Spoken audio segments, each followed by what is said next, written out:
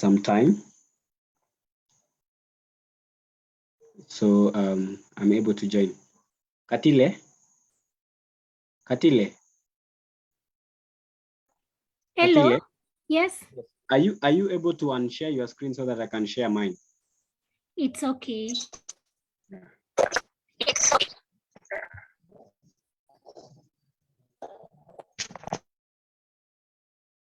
Guys, welcome. I hope I'm loud and clear. Welcome to this session. Katile, can you enable me? Enable me share. Katile? Leo, Katile? Hello, I have already done that. Okay. Yeah.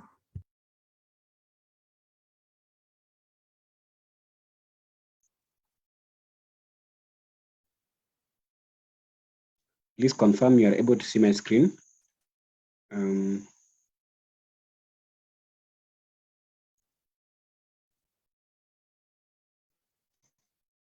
Yes. You're able to see my screen? Yes. Okay. Let me put it in point form.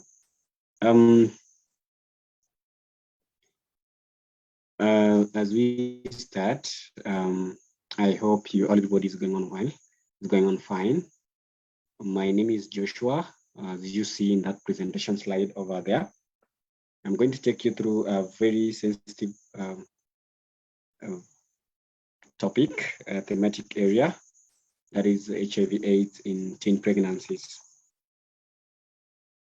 So I have two questions, and I would like to have a few of us be able to just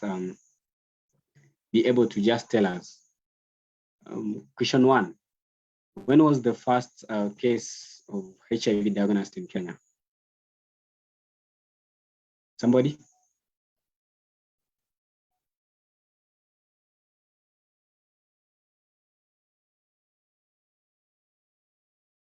Somebody? Hello?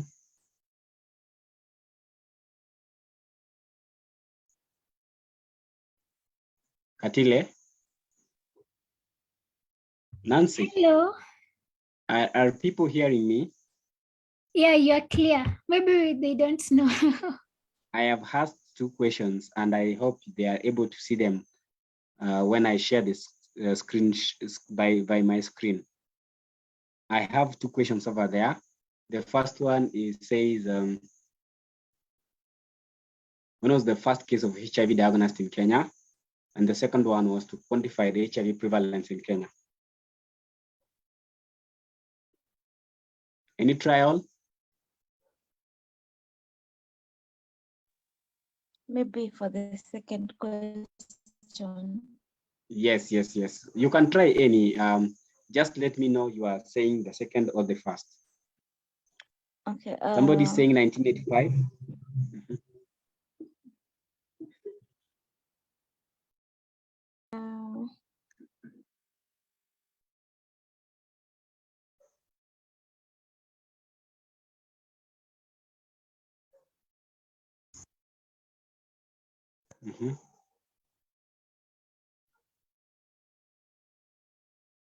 Yes.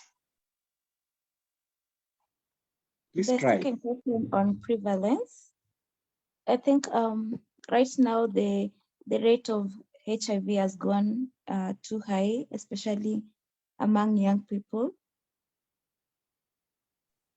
Someone?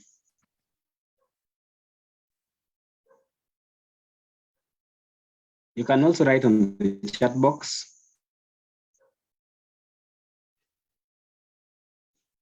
Yes.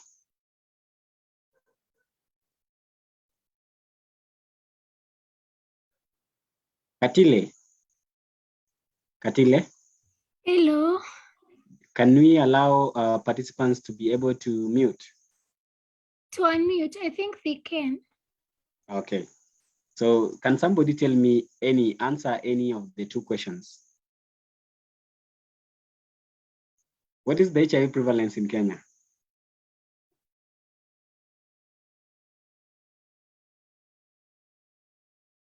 Teresa Musila was speaking about 1985. That was question 1. Thank you, Teresa.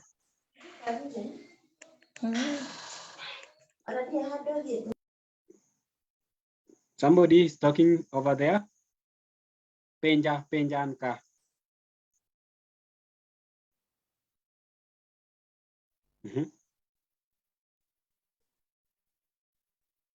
Wait. Nani blue tick. Who knows the HIV prevalence in Kenya? Somebody, any trial?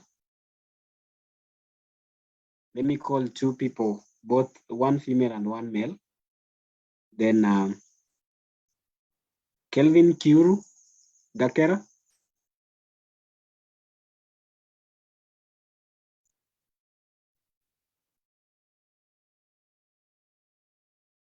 Jeremiah.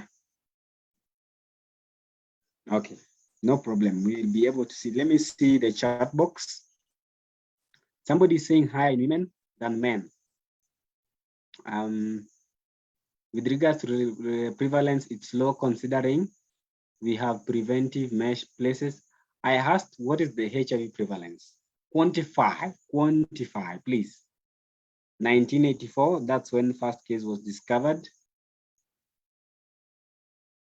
4.9% Anna Wino. Somebody was saying 1986, Mikal Anangwe. Namtaki kuongea? Ni sawa? Okay, so in the next PowerPoint slide, I'm going to take you through the 2 questions and you'll be able to see the answers.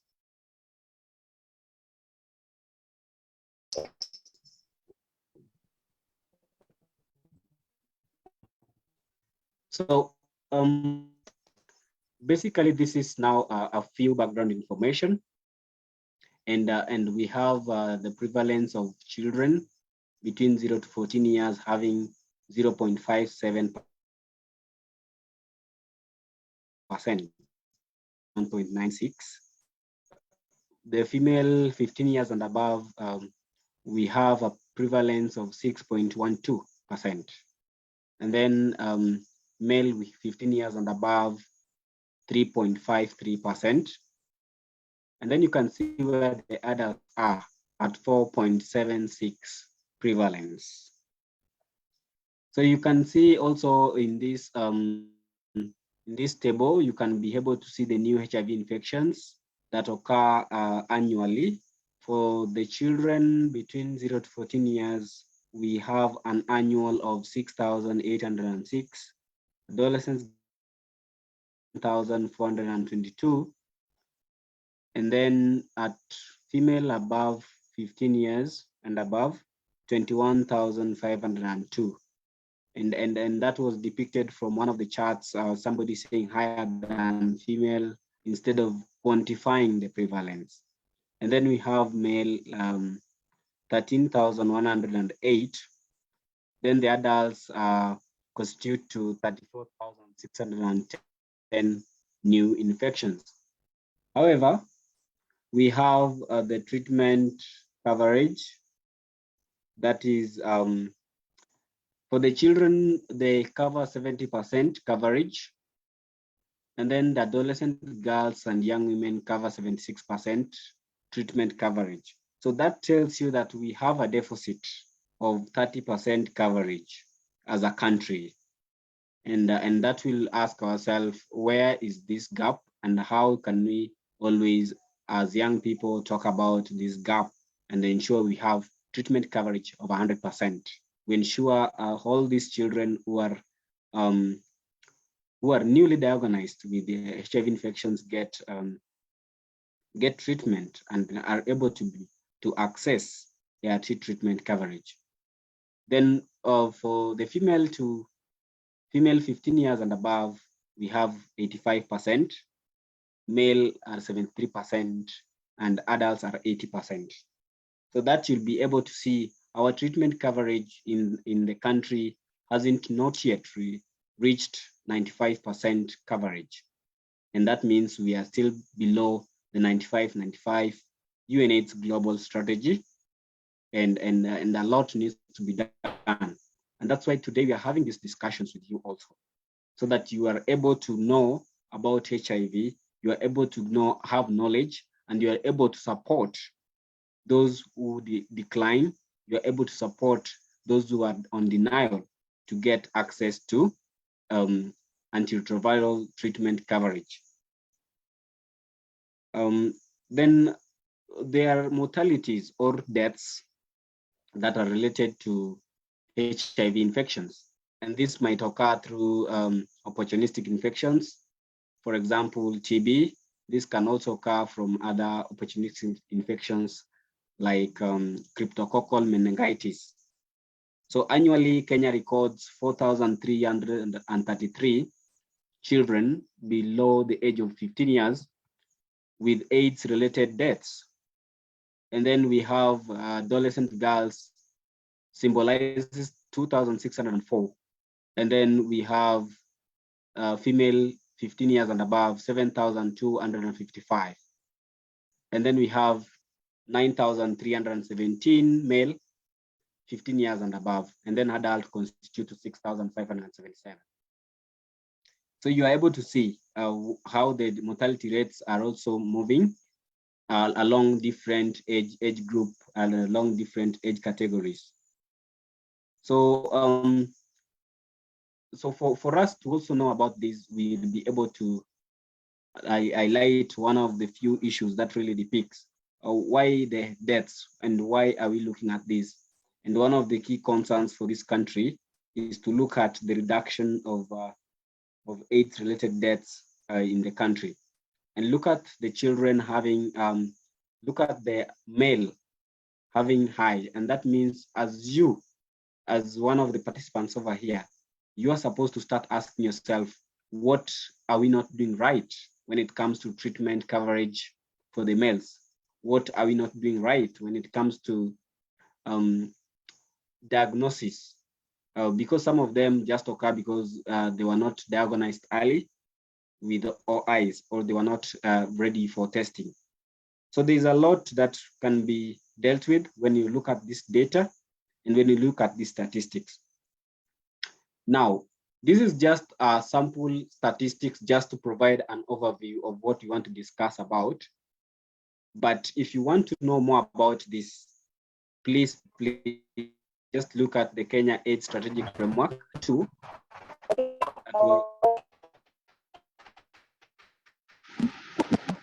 Somebody's talking somewhere.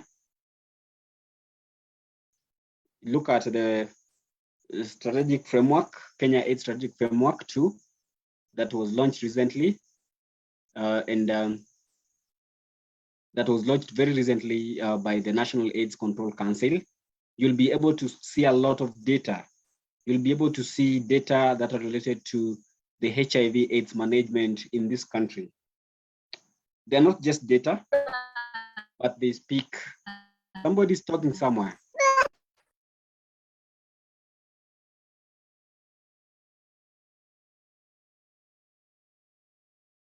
So you will be able to see data about so many other related issues, and you'll also be able to see data that are inclusive in terms of HIV/AIDS management is concerned in this country.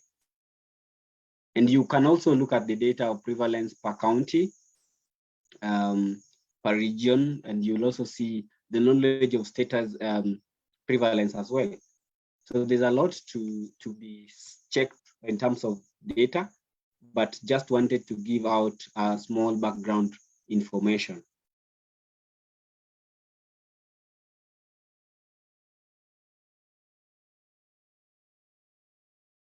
So I know we have had this discussion during the building health BHMC training, and we have been talking about antenatal care, we have been talking about pregnancy, we have been talking about endometriosis, but then we know that women who are pregnant they undergo antenatal care visits.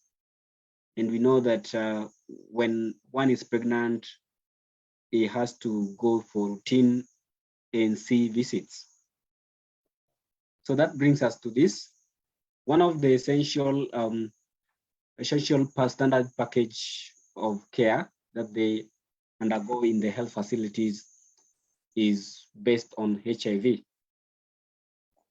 And that means that any pregnant woman in Kenya today must be tested or should be tested for HIV. So at the first initial stage, and means that when it goes for the ANC clinics, it will be tested, but also there's a routine testing.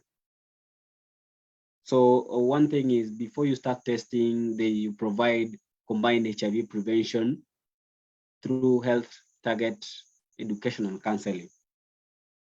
And then HIV testing also is done, but then we also include the partner notification services, and also we put family in testing. So partner means when you test a woman who is pregnant,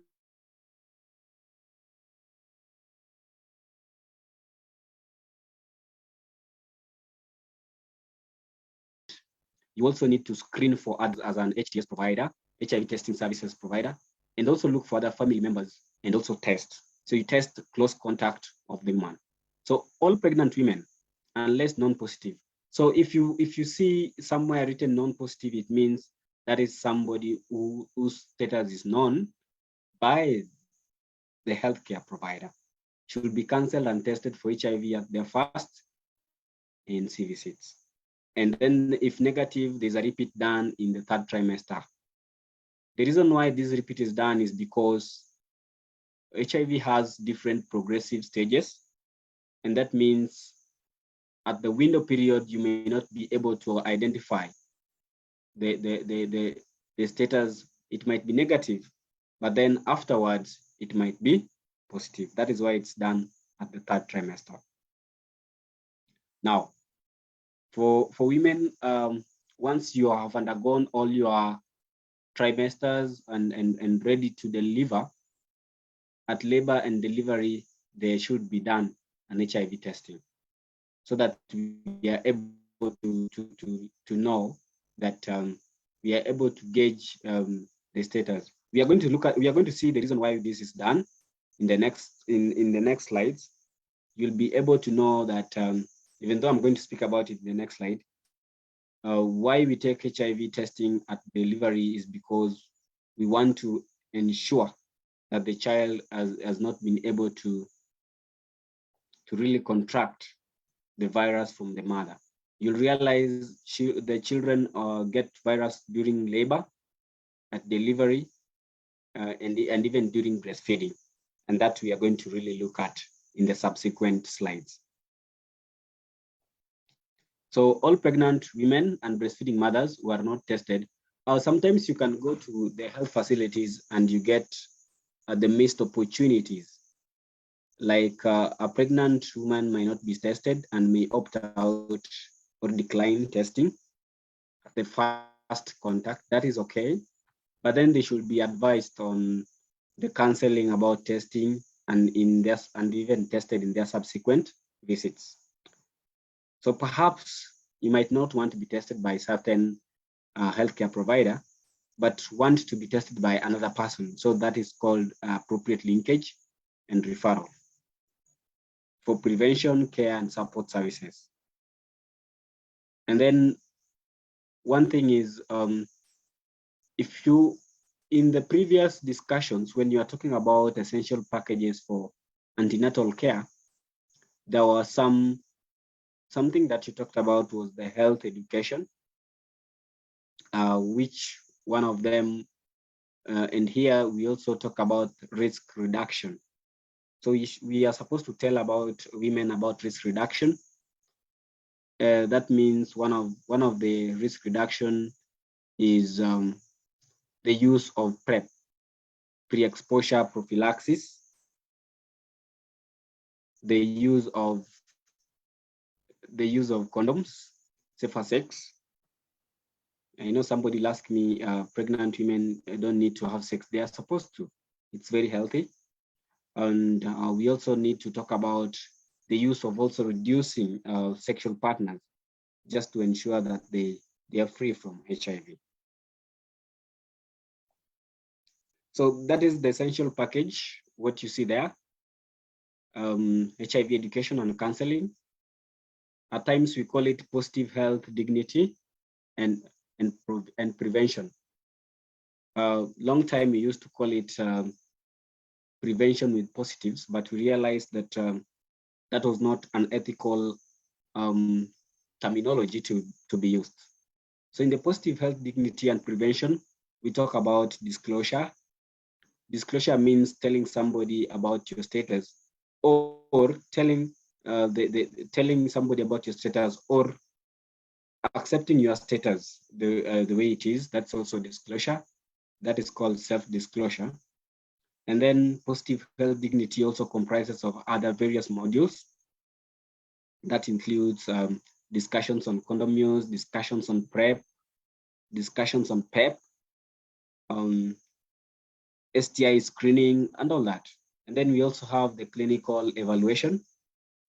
Now, this part, normally the nurses and the clinicians are able to screen for TB. You'll hear them ask, have you ever coughed for some time? Some of them will also be able to not just TB screening, but also having that examinations being done for TB. Some will do chest X-ray. Some will also be able to just do the sputum collection at the laboratories. Then other than that, we have the STI screening. And you realize STI screenings, at times they also do the cervical cancer screening, where they ask them about some of these signs and dangers of, when you look at the signs and dangers during pregnancy, these are some of the things that they really talked about in terms of screening for STIs, and even the reproductive health tract, the screening for the UTI. Other than that is also the history, the psychosocial and obstetric history. If you look at the antenatal care booklet, you'll realize nurses tend to look at who is your partner and how do you stay. So for those who don't have, maybe for those who are not married, they want to know which class are you, how did you leave school? So such history also taken. Then the physical examination, just looking at how is the patient, how is he feeling today? And then antenatal profile, this one I'll not talk about. You find out that every woman, not just with non-status. If you see where written non-status, know that I'm talking about women living with HIV. So not just with women with non-status, antenatal profile is done for everybody. But then there's a point where for that woman, particular woman with non-status, they mark HIV, then they put R. That means reactive. Then they are able, in some cases, they'll write the file number. Then ART medication. This is the only distinctive feature of packages given to antenatal care for women. This is only given to women living with HIV or women with non-status, because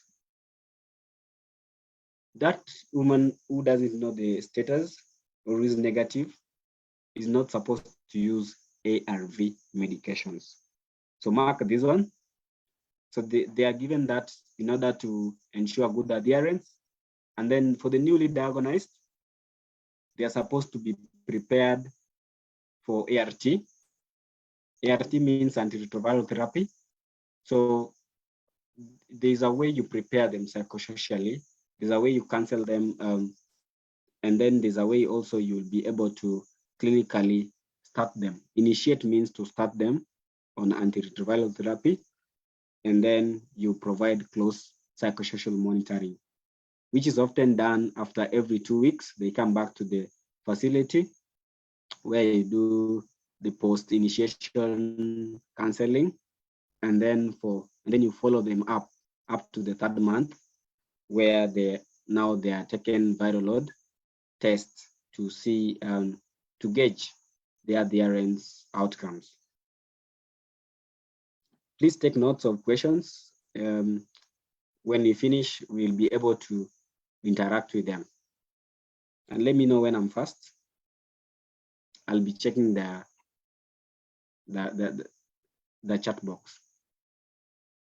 Now, a little bit is, we have said that one of the essential packages is HIV testing.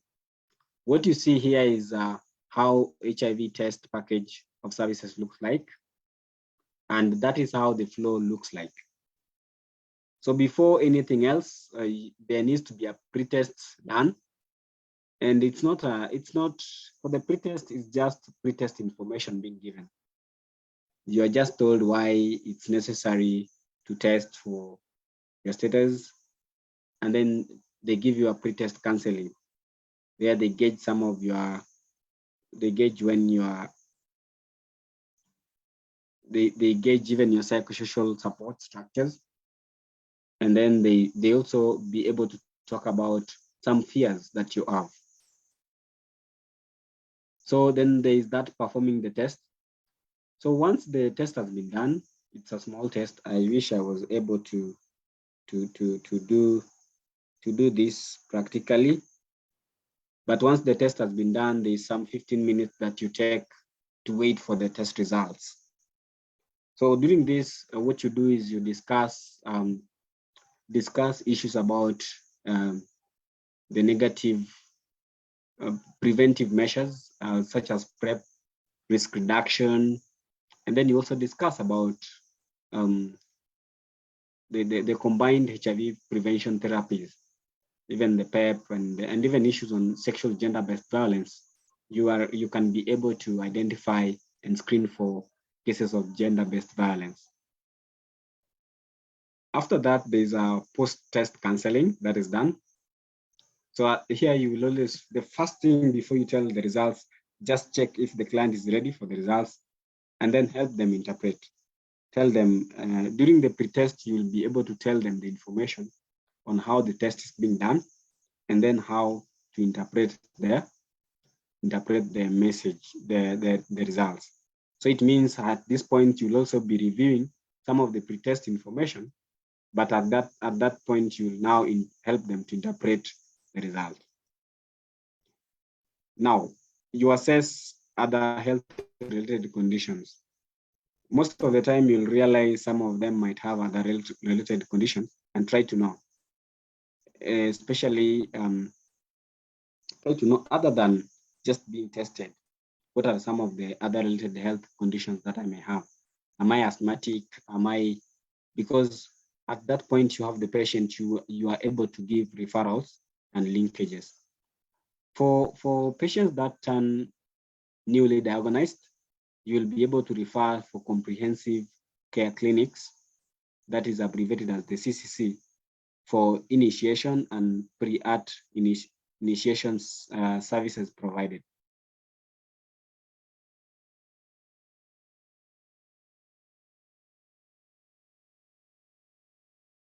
Now,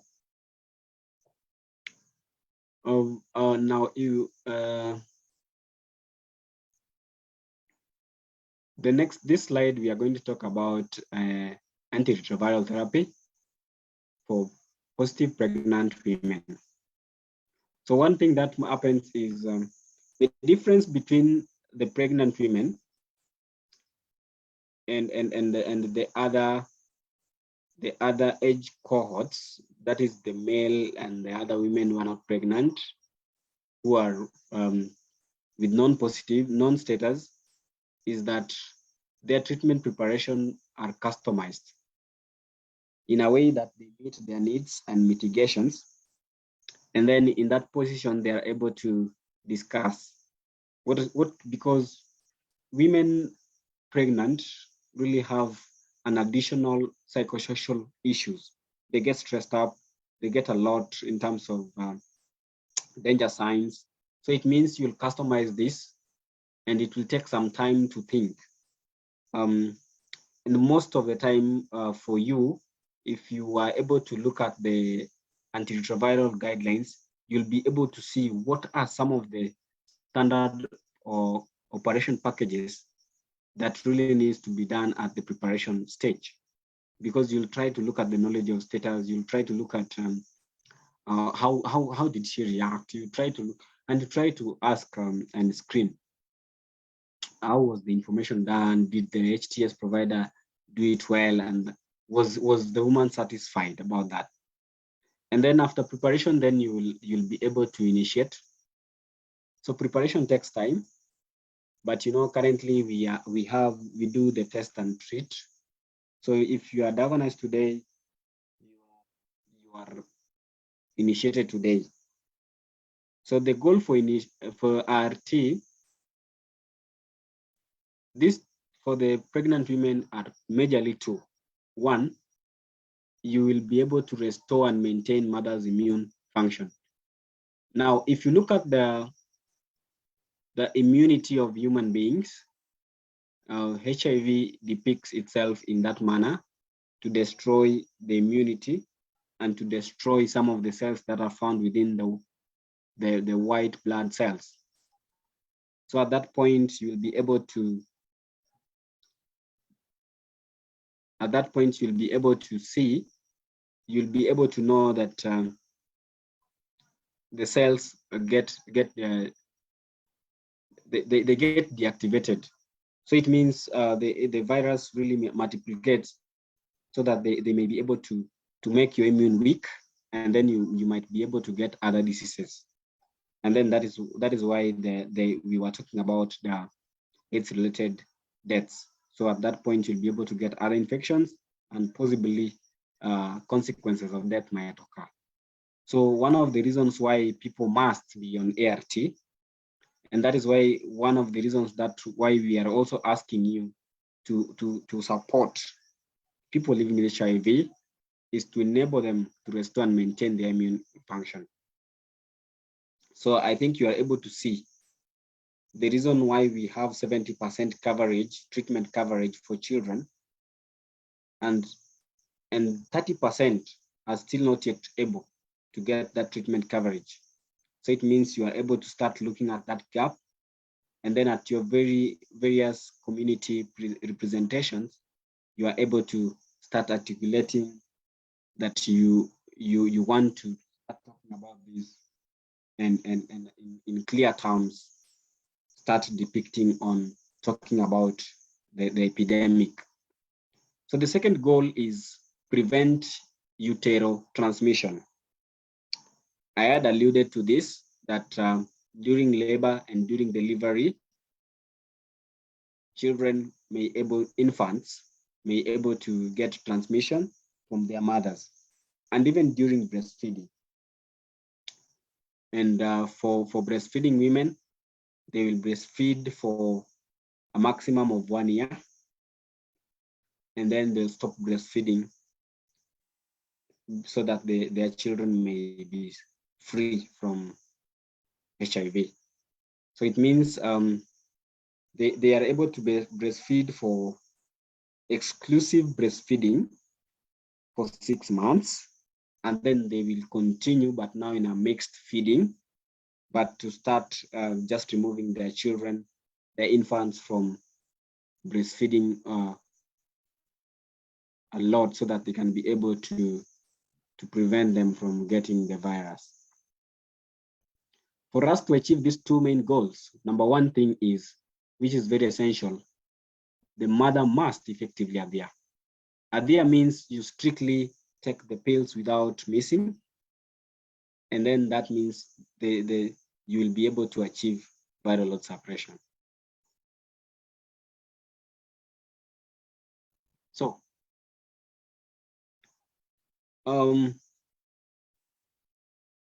when a child is born, we call the child an infant. And at this point, I'm talking about that woman who is living with HIV. His child or her child will undergo what is called the early infant diagnosis. we are going to put the child in an intervention that is called HIV exposed infant interventions. And one of them is the early infant diagnosis. So after birth,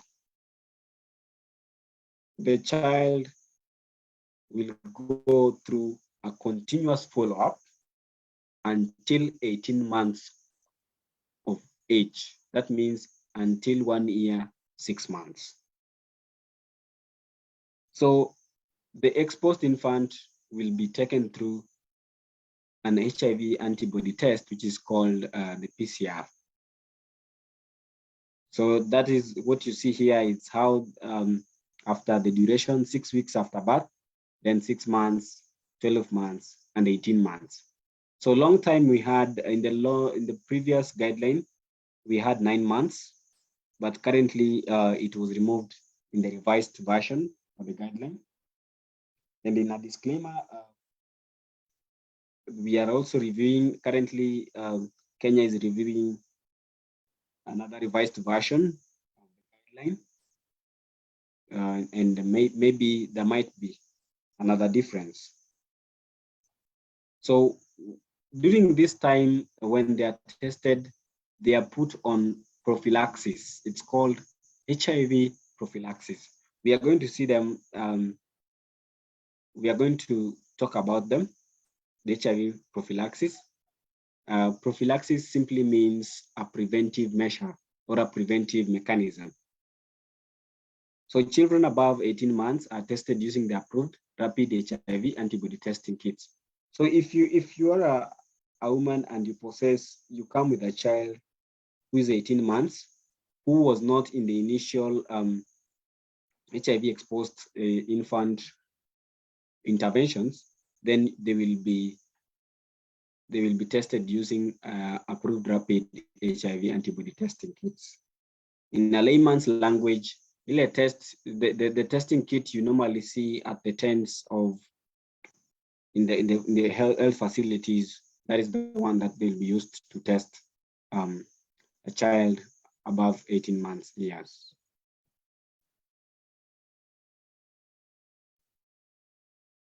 Now, two questions again. Nimeongea sana. Two questions again. List examples of antiretroviral drugs you know. And then list examples of pediatric prophylaxis you know. Niko kwenu tena. Somebody? Nancy?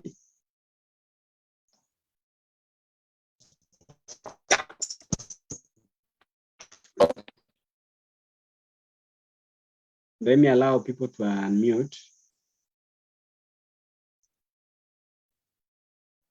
Nancy, please allow guys to unmute. And then they are able to tell us, do they know any antiretroviral drugs? Yes or no?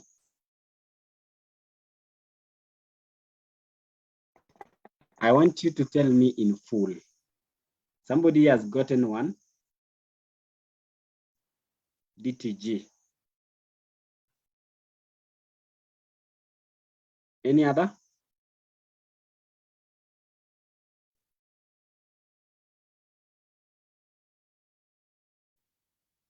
AZT, TLD. Wait, stucky abbreviations. We are not medics here. I'm talking to people who want to learn. So I want you to give me their names in full.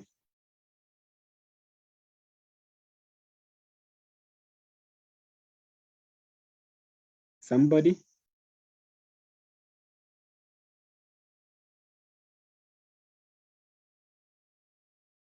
Dolutegravir, that's okay. Ritonavir, that's okay. Nilitaka kusikia people speak, okay. It's okay, let me proceed.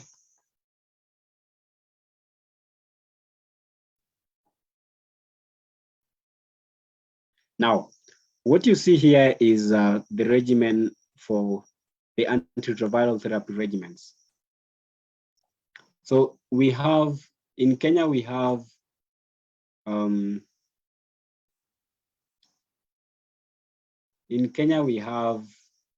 this, we have regimen clustered into 3 lines: the first line, second line, and third line. And in a disclaimer noted down there, let me start from there. Third line drugs are often given after case summary and drug resistant tests done to patients. So it means any patient before being switched to third line, you will be taken through a case summary, and the HIV clinical management technical working groups, that is most of the time aided by the National AIDS and STI Control Program, which is at the Ministry of Health, sit down to discuss your case, and then they recommend for a drug resistant test to be done at the laboratories. Then they give further guidance on the correct and consistent regimen that you will use. So it means the preferred regimens are 2, first line and second line. Something to note, the first line regimens are the initial regimens that you are given when you start antiretroviral therapy. So we have, long time we used to have 3 different antiretroviral drugs in 3 different bottles. But today and in the current world, they have been modified to have 1 tablet, which comprises of 3 different drugs combined together. So for this one, this is tenofovir, lamivudine, dolutegravir. So this is 1 drug, but has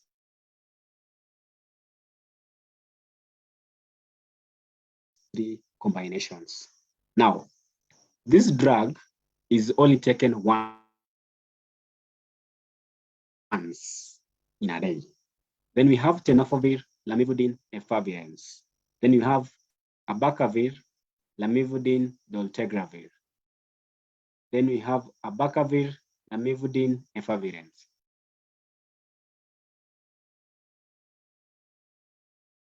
Now, I want you to note, a long time we had nevirapine, but it was removed.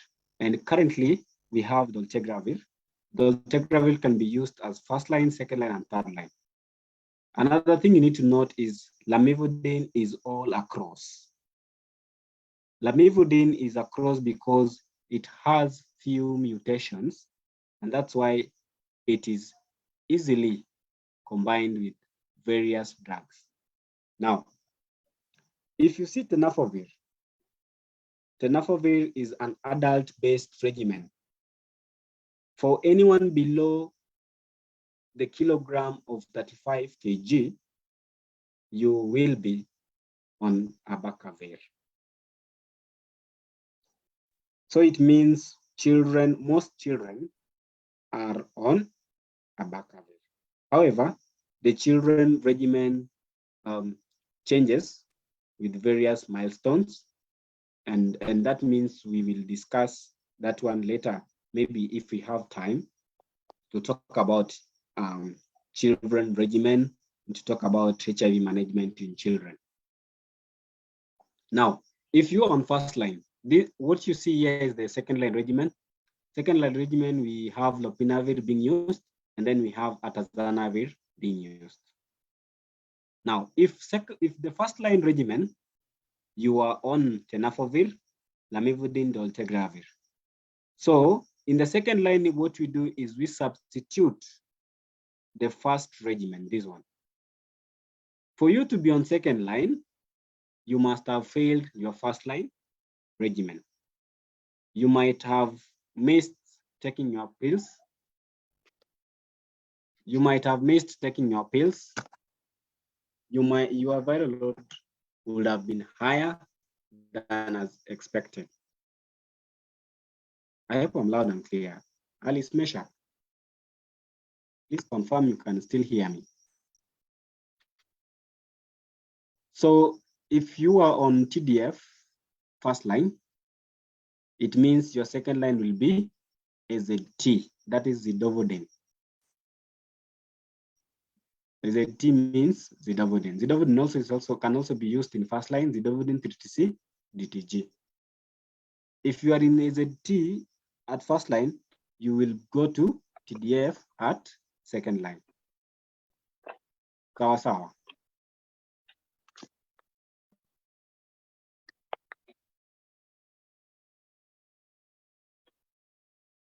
So if you're on abacavir at first line, you can either go to ZT or TDF at second line.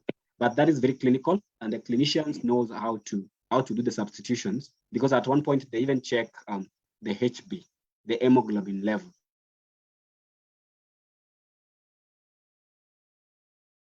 If there are people that, and thus they'll be able to use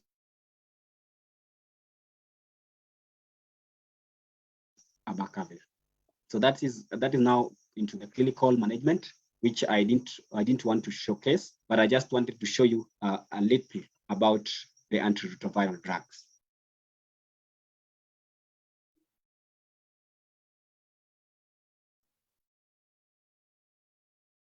Now, I have come to the end of my presentation, but I decided to annex these resources for you.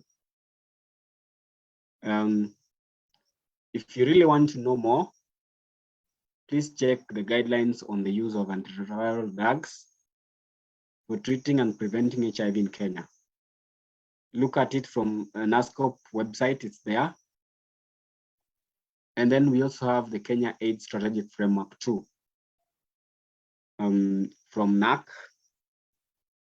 I know there are so many resources. There are so many resources about HIV. There are so many articles about, there are so many blogs, there are so many toolkits. But above all, look at the WHO guidelines on the use of antiretroviral drugs. So at this point, I want to stop sharing my screen, and then we go to a plenary session where we are able to get questions,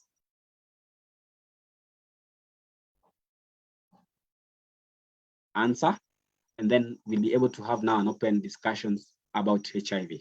Let me start from the questions from the presentation.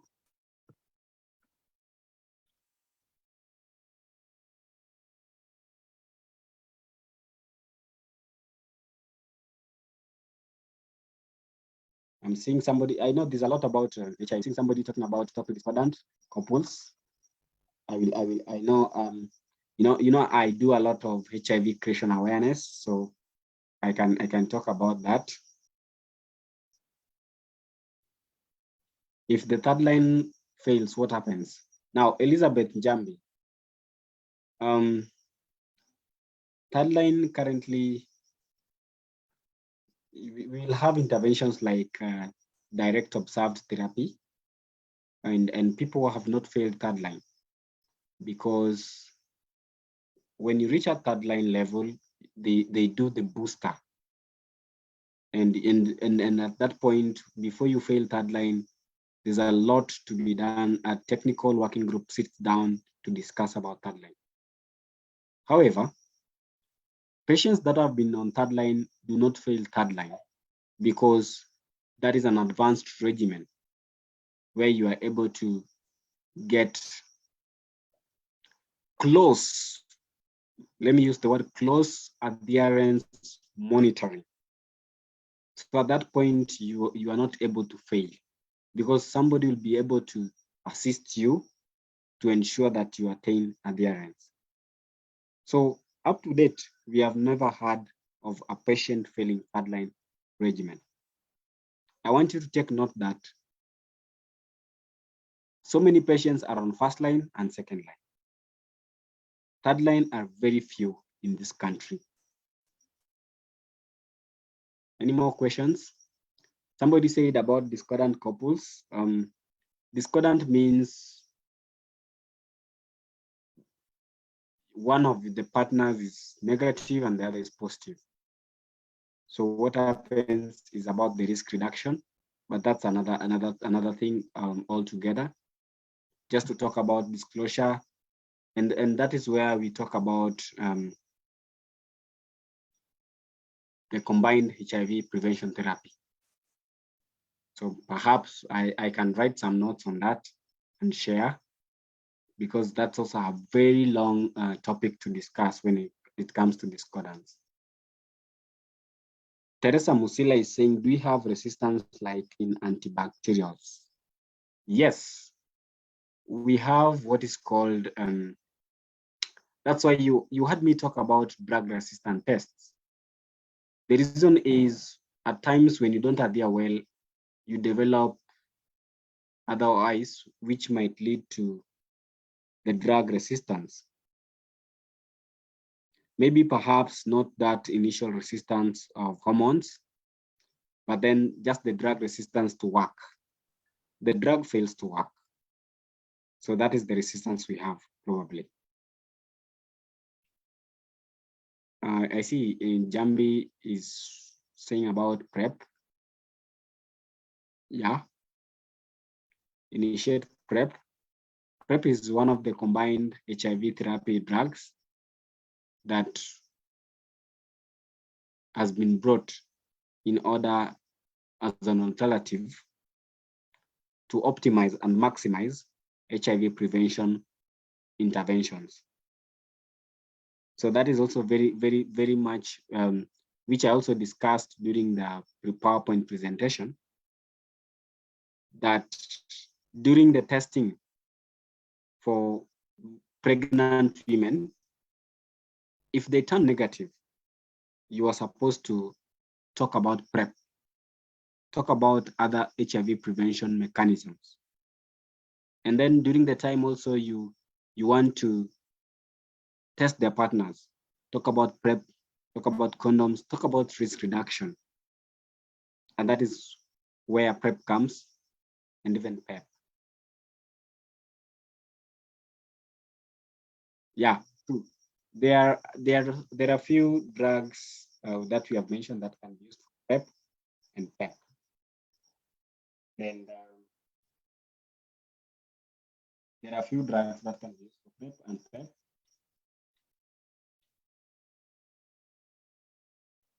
So PEP is post-exposure prophylaxis, and then PrEP is pre-exposure.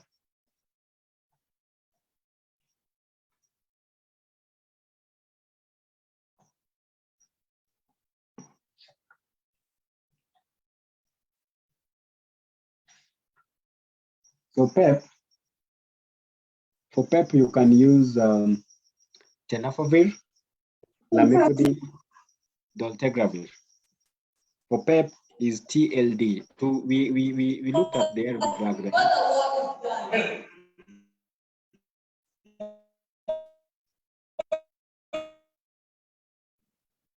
For PEP, we have tenofovir, lamivudine, dolutegravir. That drug can be used as PEP. It's being used as PEP. So know very well that it's an ARV drug that is used as PEP. Normally, when patients realize it's an ARV drug, they try to run away because they stigmatize the drug. Then for PrEP we have tenofovir, and then we have emtricitabine, which is used as PrEP. Normally, the acronym is FDC. So that is what we have for PrEP. So PrEP are given to those with risk, and PEP is given after the sexual exposure. So PrEP is given before the sexual exposure, and then PEP is given post-exposure.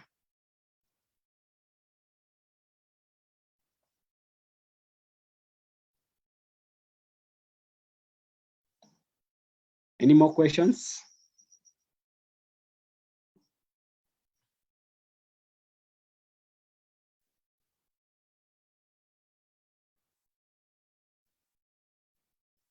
Any more questions? So in the line of HIV, there's a lot that we can do as young people. There's a lot we can always create. And we need to create awareness in our communities where we come from in order to fight the stigma. Stigma is still there. We need to talk about issues on PrEP, issues on PEP, so that we are able to end this pandemic. All right, so somebody's asking what other method are used to test HIV apart from the kits method? We have the PCR, that is the DNA PCR, that is done for children.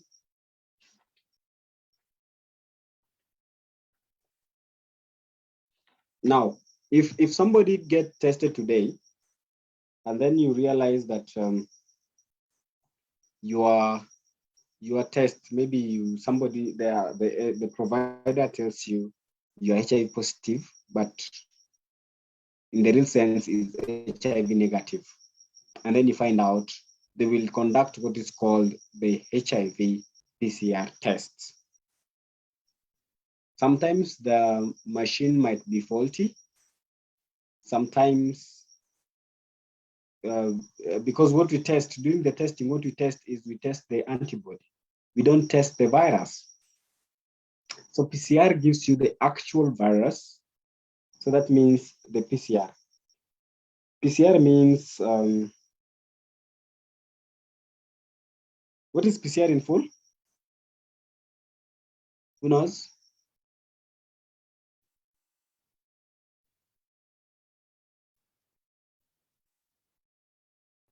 PCR means polymerase chain. Yeah, thank you. Thank you, Carol. So somebody's asking, are there possibilities of PrEP and PEP failing? Yes. PrEP and PEP will fail because you don't want to adhere well. PrEP and PEP will fail because you have chosen your own side effects. PrEP and PEP will fail because you have chosen to keep the drug. So that is not clinical. That is individual based. It starts by you and ends by you.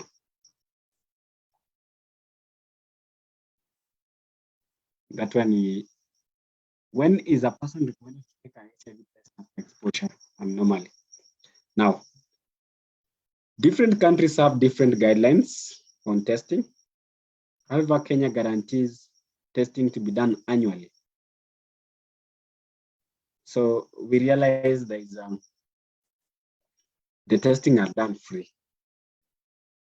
So, you know, something that is free means there's somebody paying for that commodity. And you know, the HIV management sector is not fully funded by the government. The government does a small funding. In the last budget, 5.3 billion Kenyan shillings were costed for HIV from the country's budget, vis-a-vis 47.8 billion costed from Global Fund. So that tells you where we are. And with the consequent HIV funding cutouts, you realize that we are now doing what is called targeted testing. So you realize we will give, if today KEMSA will distribute a lot of HIV testing kits in Homa Bay County, in Kisumu County, in Migori County, in Siaya County, in Kisii County, in Nairobi County, more than the northern region of Kenya, because those counties have high HIV prevalence. If you want to look at the county statistics on prevalence, just look at the Kenya AIDS Strategic Framework too. You'll be able to look at them and be able to look at the data and the coverage as it were. Yes, Dorcas. Michelle, go ahead.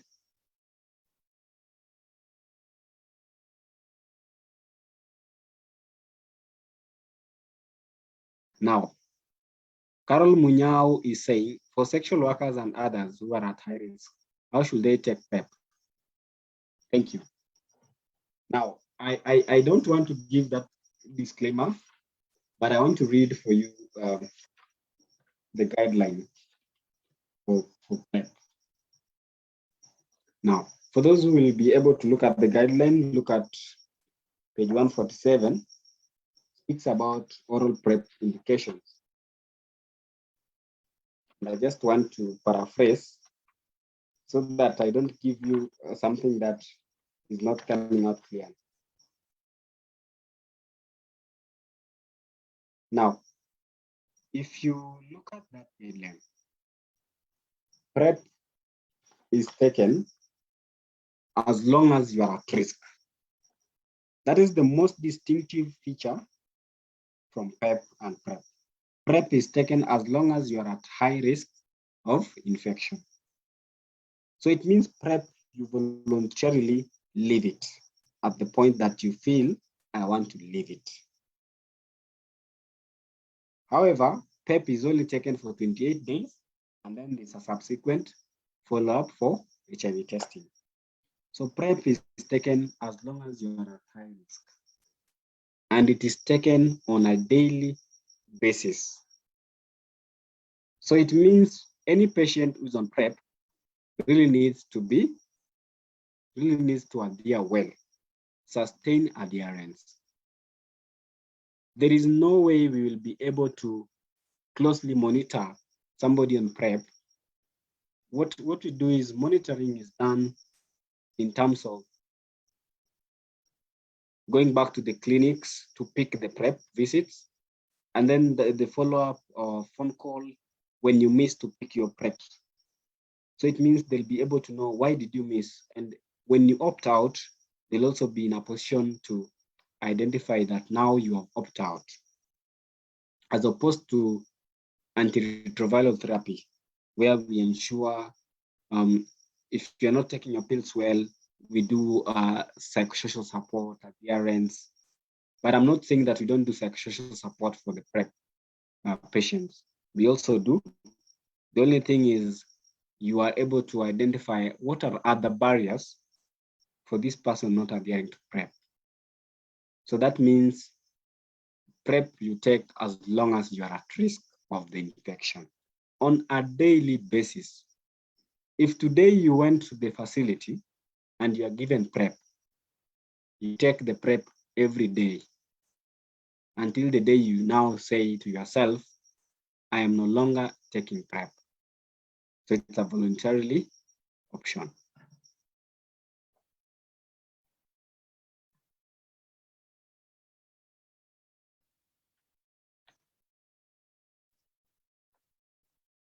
Any more questions?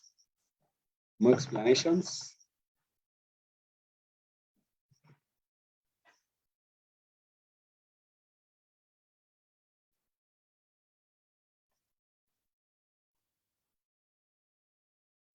Okay, somebody can just mute. You can just mute. Just mute and say anything you want to say. How was the session? Just say anything.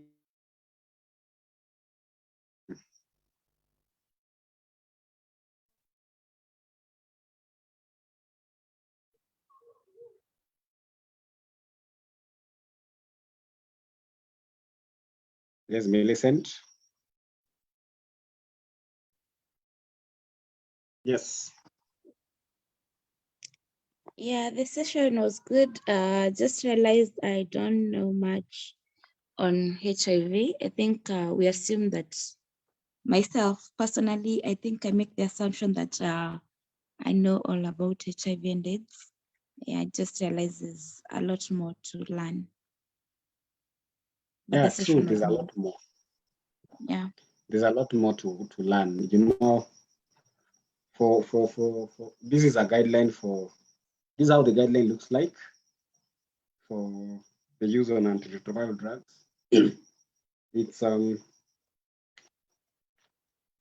it has a total of 156 pages.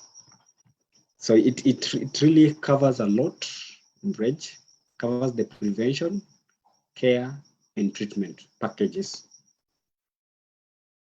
Okay. So I know we were just doing this a whole, we were just doing a small sector and we were just looking at the HIV/AIDS in terms of pregnancy and early infant diagnosis. We didn't go through children management, we didn't go through adolescent management, we didn't look at that child, we didn't look at a lot, we didn't look at about disclosure, we didn't look about the care.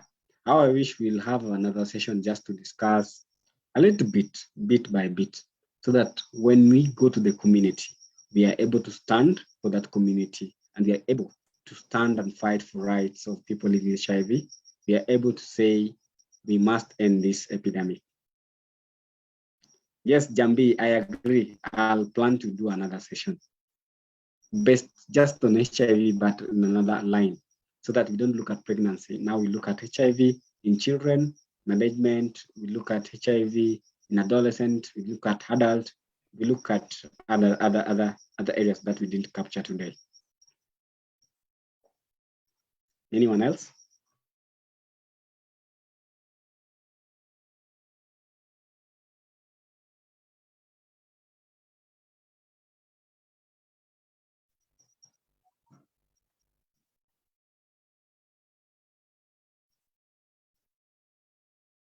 Mercy, keep telling.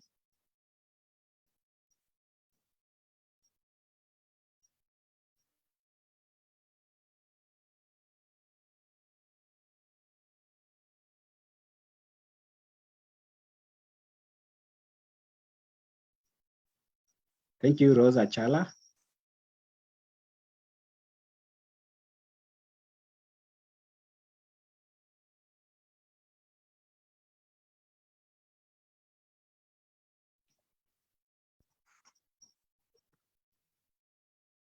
But you can still ask me a lot of questions. Probably can still have more discussions via WhatsApp. We can still have more discussions via Facebook. We can still have more discussions via Twitter. We can still have more discussions via LinkedIn. I hope you're able to see the spelling of my name. That is how it is in all the social media platforms. So ladies and gentlemen, I will assess funds. I will, as well as source of funds to pioneer HIV sessions or advocacy. Yeah, true. I'm part of the Global Fund Kenya country mechanism, and I know this week we are having annual general meeting. Some of those I will take very keynotes, and I've been part of the HIV Fund grant writing for the Global Fund, and I know I'll also look into that advocacy. The only problem with young people is when you talk about advocacy, the donor keeps asking you, what do you want? What do you want? What is that one thing you want to prioritize? And we get it wrong. Some of us are like, oh, we want to be on that table. And the donor will ask you, what do you want to do with that money? What do you want 47.8 billion to be done? What is the impact? And then right now, people start asking, where is the local funding from the government? So there's a lot to be done. And I tell you, I wish we'll have more cross-learning discussions just to really bring out some of the issues. I know currently people are now changing gears, talking about the comprehensive sexual education, reaffirmment, talking about the sustainable development goals, and also talking about the universal health coverage. You know, people in Kenya know universal health coverage. Yeah. And I know in the last budget, it is articulated 62.3 billion. And currently the civil society organizations are calling for the country to have HIV sensitive universal health coverage. Maybe that will be a next time discussion. But for now, without much further questions or much further ado, I will want to end the meeting and end the session.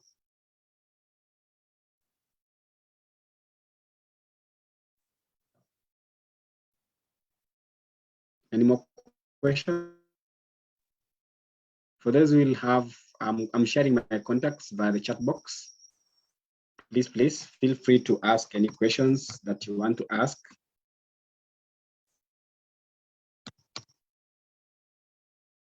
I'm sharing my phone number.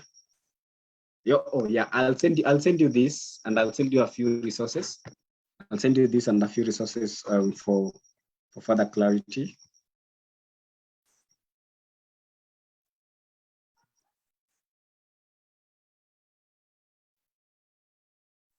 So that's my contact. I also have an email address.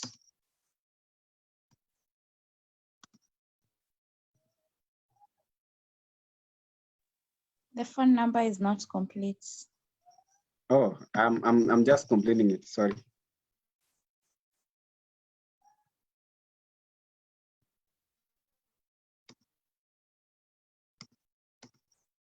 So that is the phone number I use in WhatsApp. You can discuss. We can have a lot of discussions. However, I'm always afraid nowadays. People, I want to ask you. I've given you my phone number. Please use it for the purpose I have given it to you, just for learning purposes, for any other thing. No. Some people decided to ban my WhatsApp 2 weeks ago. Somebody just reports my number. I don't know why. Then it becomes very sorry. Okay, those are my 2 emails. So in my social media platforms, just look at the name of my name via Facebook. That is how it is. Facebook, LinkedIn, and Twitter. We can always talk, have interactive sessions. We can always talk and talk and talk and talk. The power is always networking, advocacy, and we can always speak about various things.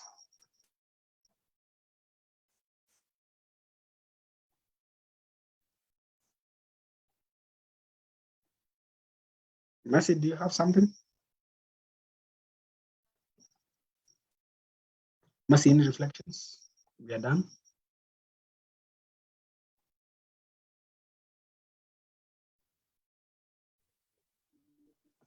Allow me end the meeting, everybody. Good night. You can ask me unmute and tell your neighbor good night. You can even put some video. Yes, Good yes, Mercy. night. Hi everyone. Okay, thank you for this lesson. Tomorrow our session will start from 7:30. So purpose 10, we have mental health and postpartum blues. Thank you.